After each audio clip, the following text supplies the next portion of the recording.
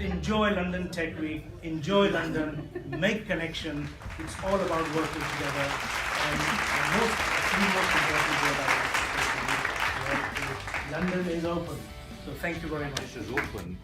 3 months ago, Rajesh connected with me on LinkedIn, and I haven't even met the gentleman before, so I think that's a great sign of openness. What I'd like to do is quickly introduce the panel around. So, that's that. I've got a bunch of questions for the individuals out here. The theme, if you guys are not aware, is about scaling globally, moving into new markets, seeing what the challenges are out there. And I refer back to Amit, who sort of introduced the number, which I was horrified to see. Well, if you want to be a $500 million startup in Silicon Valley, your odds are 1:11,200, right? We will happily take a much smaller number, but I think there is some very interesting sort of questions around how do you move into different markets. Just a short version of the story is we set up Shazam in the year 2000 when mobile phones had just started becoming popular. Smartphones didn't exist at all. The service launched in 2002, which was you dialed a number and you got an IVR system which would record music for 15 seconds and hang up, and the user would get a text message with the name of the song and the artist. Now, if you can imagine using a service like that, it was incredibly clunky, not very enjoyable and expensive. It cost 50p per song recognition, and the business was going absolutely nowhere. So for years and years, we were on the verge of bankruptcy and had to do all kinds of unnatural acts just to stay in business. But you're absolutely right. The reason I'm here today to be able to share the story is thanks to Steve Jobs, because had he not come up with the iPhone and more specifically the App Store, Shazam would have been just a footnote in the graveyard of startups. Because of the iPhone and the user experience, suddenly it made a lot of sense. And ever since then, it's gone from strength to strength. So just to put some numbers around it, and to your point about the graph. So it took 10 years to get to the first billion uses of Shazam. The next billion took 1 year. The billion after that took 2 months. Obviously, you got a B2B business, which is very UK business oriented. And you've got a B2C business that you've launched with people, as Jeff Bezos says, I don't sell products on Amazon, I help people make purchasing decisions, right? You give people the choice, people make the best choice depending on price or whatever attributes out there. I have 2 questions for you. One is, what pushed you to sort of launch 2 businesses fairly close to each other, and B2C and B2B are quite different markets? Okay, so we run 2 businesses. The first business we started was 3 years ago in the B2B energy space. We run that under the brand of quotemyenergy.co.uk. We scaled this business to be the largest B2B energy comparison site in the UK. 9 months ago, we made a decision, once we'd scaled this big on the energy side, to go into the B2C sector, where we launched a brand called Best Hearing Aids, which is B2C focused and hearing aid comparison to consumers. And within 6 months, we've scaled this business into 6 markets.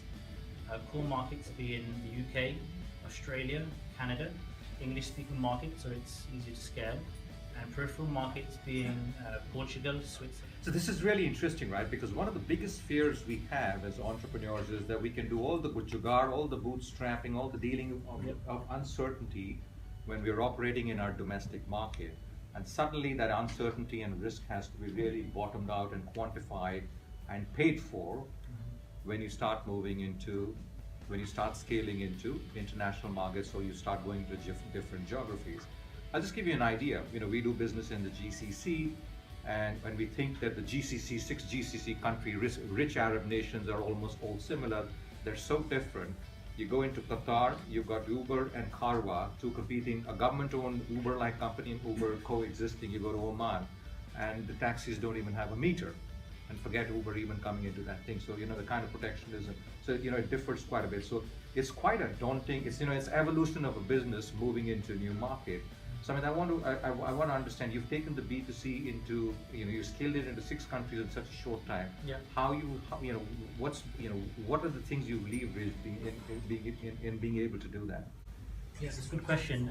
Traditionally, it would cost businesses tens, maybe hundreds of thousands of pounds to enter into new markets. But with new technologies out there, such as platforms like Upwork, which is previously known as Odesk, it's allowed us to enter new markets within the space of weeks. So finding local talent, content writers, web developers, customer service staff, we could basically have a new market set up within a week at a cost of maybe a couple of $1,000s. And that's one of the reasons why we've scaled so quickly to 6 markets.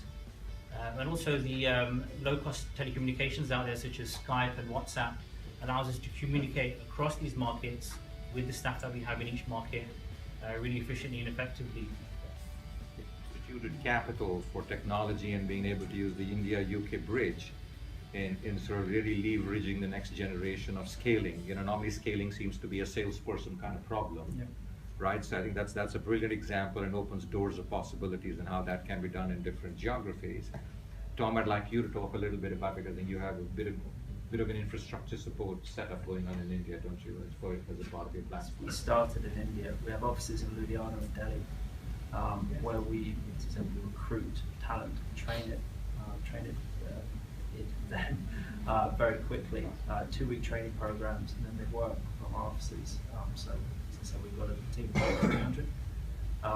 Work with 6,000 children a week in schools in England. And actually, it's been, I'm sort of surprised by how easy it's been to get this going with minimal resource. I mean, we have raised a fair amount of money, but we launched with 3 people in London, managing supply side across India, product, and sales across schools, sales and support for schools in the UK. So one for each section of the business. So yeah, we've got locations out there. We're now looking at how we move to a dispersed community model, which allows us to invest much more in each tutor and to scale much more rapidly. We were launched, when they said, what would you like to call the service? They said, Shazam. They said, great. And it brought it all back together. Now that's ancient history. So today, if you want to scale, you will do exactly what these guys are talking about, which is you use technology, distribution internationally, often at the same time through variable resources. And it's just a question of how much you want to limit your growth, not the barrier to growth. I would echo Rajesh's view that I wouldn't say that of the UK, but I would certainly 100% say that of London, that it is really open to everybody. And just to end on that point, because this is about scale-ups and scale-ups, I would say one thing I've seen in my experience is that these casual flirting, 2-meeting partnerships, they just don't go anywhere. And I would urge UK companies wanting to strengthen their British business or Indian companies wanting to establish in the UK, do consider very strongly either partnerships, and if I mean real JV proper partnerships, not like casual partnerships. And I think acquisition, there are a whole range of companies in the UK which are really stuck, proper British companies, and they're lovely companies run by very good founders for 2-3 decades really, and it's been a lifestyle business. And if the Indian side, and obviously benefit from that superb technical depth which the British companies have, and the Brits on average are lovely people to work with anyway, right? Absolutely. And I think it's a real combination of that, 1 + 1 and make it 3. And as I said, debt is available. Last year we bought the Brighton Pier.